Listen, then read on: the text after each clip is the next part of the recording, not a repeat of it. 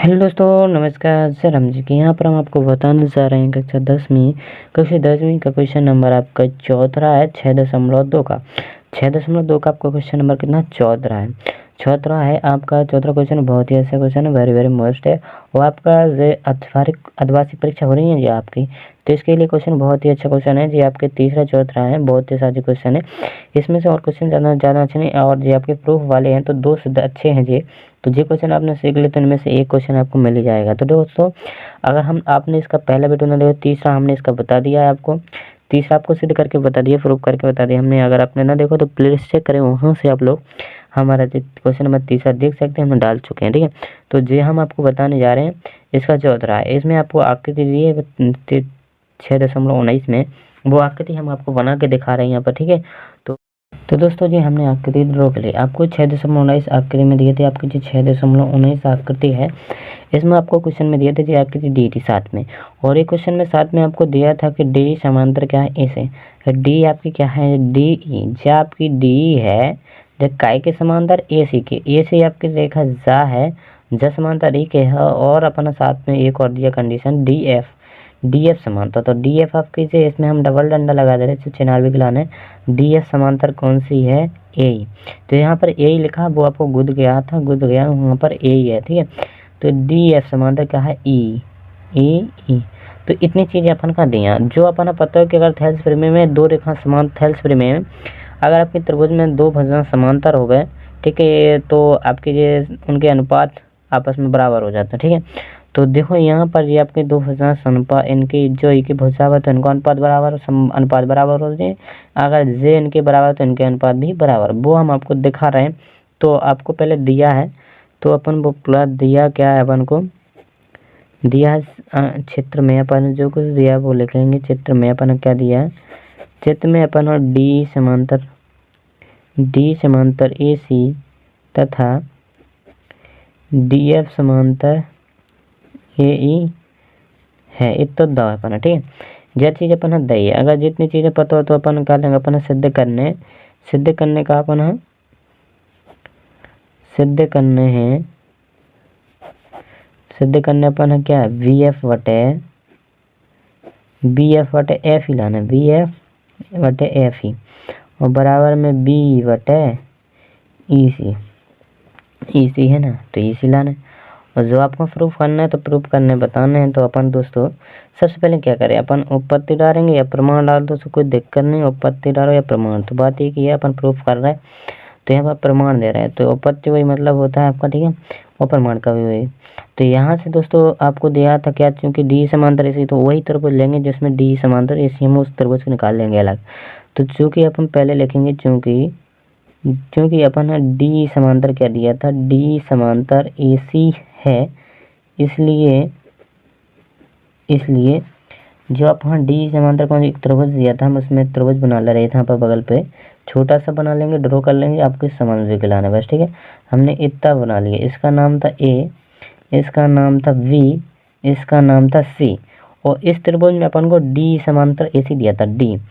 तो D E, तो जब आपकी रेखा डी गई थी, डी समांतर ए सी, तो यहाँ से आपकी डी गई है, तो जा या तो यहाँ से रेखा थी एक, ठीक है, डी ई की,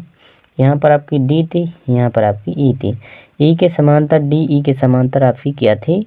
डी ई के समांतर आपकी ए सी थी ना। जे भुजा इनकी तमाम, अगर ये त्रिभुज अपन इसको खड़ा कर दें तो फिर आपको स्पष्ट दिखाने लगे। इसमें क्या थे, डी समांतर, इनके अनुपात ई के अनुपात के बराबर हो जाए, ठीक है। देख रहे हैं आपको अनुपात, तो यहाँ से ई भुजा का अनुपात ई भुजा के अनुपात, इन दोनों की भुजाओं के अनुपात के बराबर हो जाए। जो आपके थेल्स परिमेय कहते हैं, अगर इनमें जो समांतर भुजाएं हैं जो एक दूसरे समांतर है तो इनके अनुपात भी बराबर हो जाए, तो जो अपन इसमें वही परिमेय लगा देंगे। तो इसलिए कहा जो डी समांतर इसी है, तो इसलिए कहा हो जाए इनको अनुपात ए डी, या तो यहाँ से बी डी बटे ए डी बोल दे, यहाँ से चालू करो, जैसे अपन ऊपर से ले रहे हैं, यहाँ पर जो ए डी बटे बी डी ले लो, ठीक है। यहाँ से देखो आपको तो ए डी बटे वी डी, तो ए डी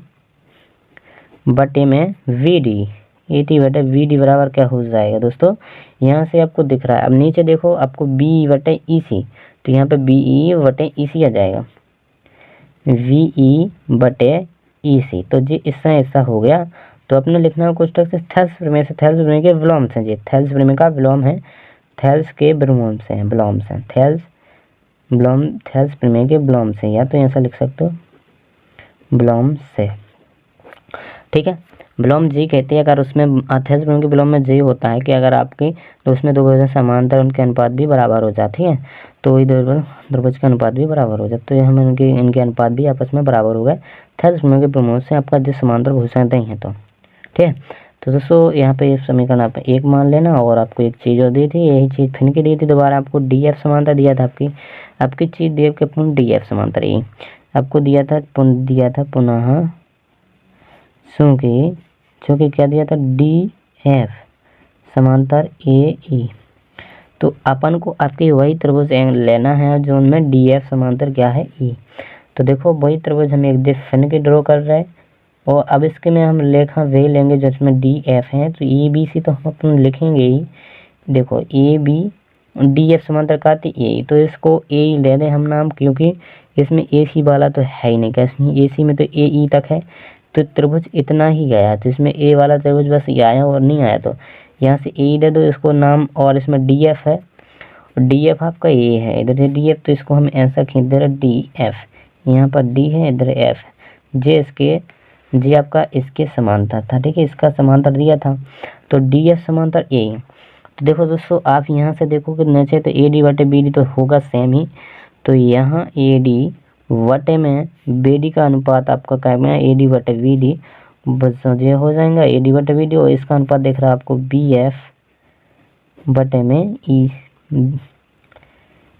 क्या था वी डी बटे एफ ई, एफ ई, तो यहाँ पर एफ ई, तो दोस्तों यहाँ से कितना हो गया एफ ई आ गया ना, तो दोस्तों जी आपका थेल्स के प्रमेय से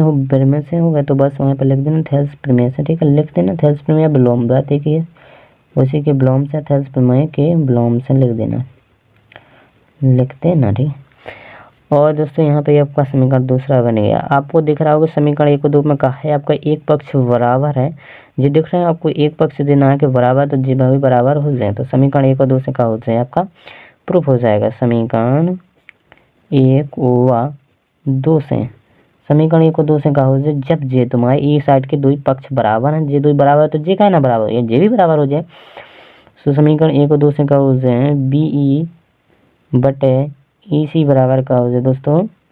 बी एफ बटे एफ ई, तो यही अपन को निकालना था ना, निकालना था अपन को बी एफ बटे एफ ई बी बटे ई सी, तो इसको पलट दो अपन, एक इस साइड को इस साइड कर दो तो आ जाएगा आपका वैसा ही सेम बी एफ बटे एफ ई, तो वो ऐसा लिखा है तो ऐसा ही लिख देंगे जैसा अपन ने वहाँ सिद्ध करना में लिखा था वैसा ही सेम लिख देना, और ये आपका देखो निकल आया, यहाँ पर प्रूफ हो गया, ठीक है जी, अपन ने प्रूव्ड कर दिया इसको, जी दोस्तों अपन को यही निकालना था, बस इसमें कुछ नहीं ज़्यादा प्रोसेस ज़्यादा करना पड़ना, कुछ नहीं करना आपको दोस्तों। अगर आपको कुछ समझ में ना तो वो अलग अलग त्रिभुज निकालने होते हैं, जैसे हमने ये आपको जितनी रेखा समांतर दिए थे वही त्रिभुज की भुजाएं लेने, जो रेखा हमें समांतर दी एफ दी थी और यही दी थी वही त्रिभुज हमने भुजा ले ली, फिर हम इनके अनुपात हमें दिख रहा है कि बी एफ बटे एफ ई है और ए डी बटे बी डी है, तो जी हमें दिख रहा है, तो हमने इनका अनुपात भी बराबर में कर दी, कैसे, क्योंकि जी अपन को डी एफ समांतर ए दई है, जी अगर त्रिभुज में समान है तो इनके अनुपात भी बराबर है, याद रखने, और ऐसे ही इसमें होता है, इसमें अपन को दिया था डी समांतर ई सी, तो हमने इसमें ए सी ले ली और डी ले ली और बाकी को निकाल लिया, तो ये अपन को समझने के बहुत ही हेल्पफुल होती हैं, और यहाँ से हमने इसका भी अनुपात इनका अनुपात देख रहा है ए डी का अनुपात बटे वी डी दिख रहा था, तो हमने ए डी बटे वी डी लिख दिया, यहाँ से आपको देखोगे यहाँ से बी बटे ई सी दिख रहा है, तो हमने पहले वी लिख दो फिर ई सी लिख दो, इनको अनुपात कर दो बराबर में, जो आपको समांतर है तो क्या कहा नहीं ना होता तो आप नहीं होते जी बराबर, पहले अपन समांतर निकालते और फिर आपको इसमें बता दे समांतर सिद्ध करते, फिर उसके लाने वो आपकी प्रमेय थेल्स प्रमेय विलोम से उसमें सिद्ध कर दिया, प्रूफ कर दिया, इसीलिए अपन डायरेक्ट यहाँ पर लगा देते हैं, अगर जी अपन समांतर दिए तो अपन सीधे अनुपात बराबर कर देते हैं, ठीक है, ज़्यादा कुछ करने की जरूरत नहीं पड़ती। और दोस्तों अगर वीडियो पसंद आया तो एक लाइक जरूर करना पड़ना, कमेंट करके बताएं आपको वीडियो पसंद आया तो कमेंट करें, ठीक है, तो अपने दोस्तों को शेयर जरूर करें, धन्यवाद।